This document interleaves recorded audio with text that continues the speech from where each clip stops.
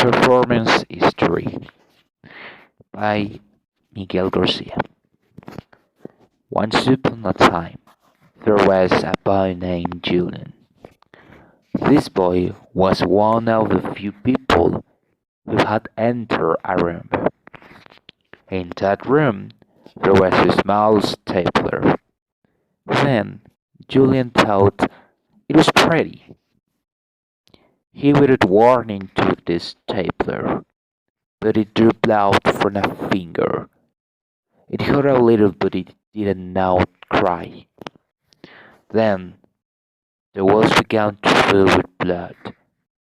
The boy was terrified, and he didn't know why suddenly the whole room was completely covered with blood. For a long time he thought it would be his hand.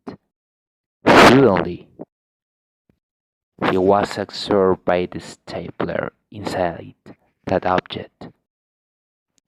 It is said that at night screams are heard in that place, and that the child is crying inside, based on that magic object. Since that moment, nobody can take a case.